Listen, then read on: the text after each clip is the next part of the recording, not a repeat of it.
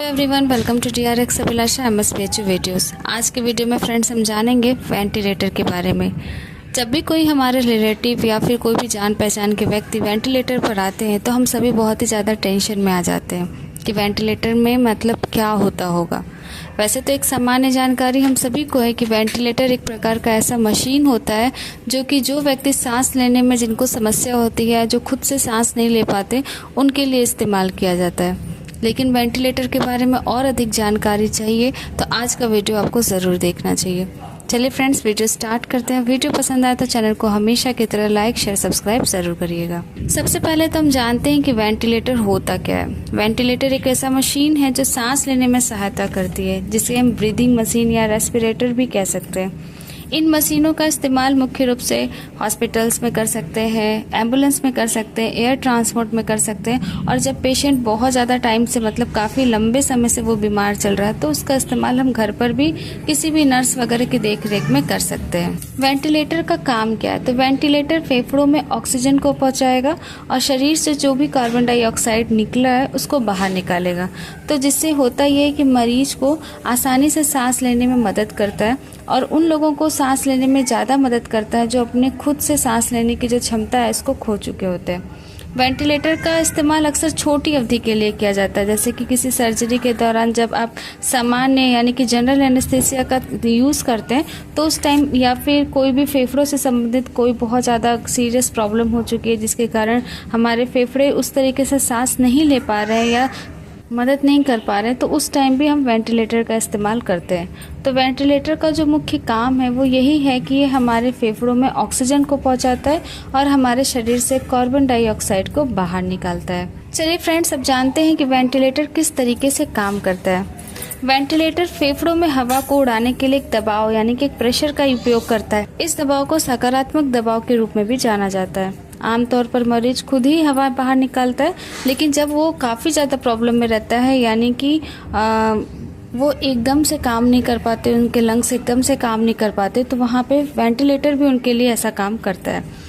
Ventilator से एक monitor जुड़ा होता है जो कि ये हमें दिखाता है, डॉक्टर्स वगैरह को ये शो करता है कि ये जो ऑक्सीजन दिया जा रहा है पेशेंट को वो कौन सी मात्रा में दिया जा रहा है, यानी कि कितनी मात्रा में ऑक्सीजन ज़रूरत है या कितनी मात्रा में ऑक्सीजन को दे रहे हैं। ये दिखाने के लिए एक मॉनिटर होता है जहाँ पे ये शो होता है कि वो कितनी मात्रा में दे रहे हैं।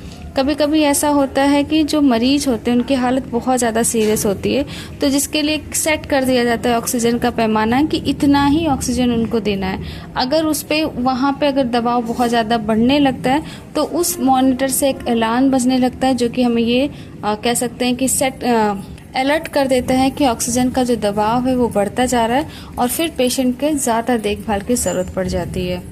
वेंटिलेटर का इस्तेमाल किस तरीके से करते हैं? तो वेंटिलेटर एक सांस वाली जो लेने वाली नली होती है, सांस लेने वाली नली के जरिए वायु मार्ग में हवा भरता है। तो नली का एक सिरा जो होता है वो मरीज की जो सांस की नली होती है उसको कट करके वहाँ पे सेट कर दिया जाता है, और जो उसका दूसरा सिरा होता है वो वेंटिलेटर से जुड़ा होता है। सांस लेने वाली नली वेंटिलेटर से हवा और ऑक्सीजन को फेफड़ों में प्रवाहित करता है और वायु मार्ग का काम करता है।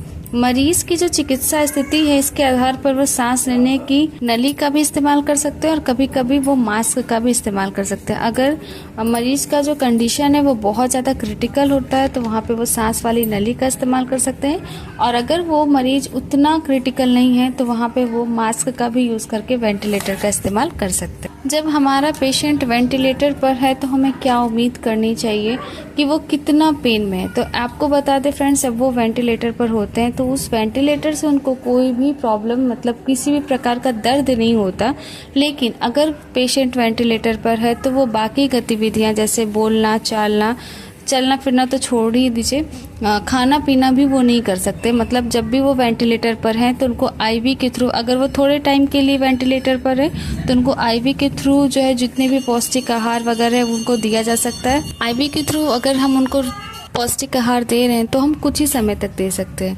लेकिन अगर पेशेंट की हालत ज़्यादा गंभीर है और पेशेंट काफ़ी लंबे समय से वेंटिलेटर पर है तो उसके लिए उनको फूड ट्यूब का इस्तेमाल करना होता है। फूड ट्यूब के थ्रू उनको खाना पीना जो भी है वो दिया जाता है। वेंटिलेटर के दौरान पेशेंट बैठ सकते हैं, कुछ पेशेंट व्हील चेयर पर बैठ भी सकते हैं, बट उनका चलना फिरना बोलना ये कुछ भी संभव नहीं है। तो ये सारी समस्याएं होती हैं जब वेंटिलेटर पर पेशेंट होते हैं। इसके साथ ही कुछ साइड इफ़ेक्ट्स भी होते हैं। अगर आप लंबे समय से वेंटिलेटर का इस्तेमाल कर रहा है कोई पेशेंट, तो उनको जो है निमोनिया की प्रॉब्लम होना या फिर कोई भी सांस से संबंधित समस्या होना, यहाँ तक कि वोकल कॉर्ड में प्रॉब्लम हो सकता है। चलिए फ्रेंड्स, अब जानते हैं कि अगर किसी पेशेंट को वेंटिलेटर से हटाना है तो क्या करना होगा। जब पेशेंट अपने आप सांस लेने में सक्षम हो जाता है तो धीरे धीरे जो ऑक्सीजन की मात्रा होती है वेंटिलेटर के थ्रू वो मॉनिटर के थ्रू कम कर दी जाती है, जिससे कि धीरे धीरे पेशेंट अपने से सांस लेने की आदत डाले, और जब वो पूरी तरीके से सक्षम हो जाता है तो फिर वेंटिलेटर को हटा दिया जाता है। इस तरीके से वेंटिलेटर का पूरा प्रोसेस होता है। उम्मीद है फ्रेंड्स आपको वीडियो पसंद आया होगा और वेंटिलेटर क्या है इसके बारे में समझ आया होगा। तो वीडियो पसंद आए तो हमेशा की तरह लाइक शेयर सब्सक्राइब ज़रूर करिएगा। Thank you.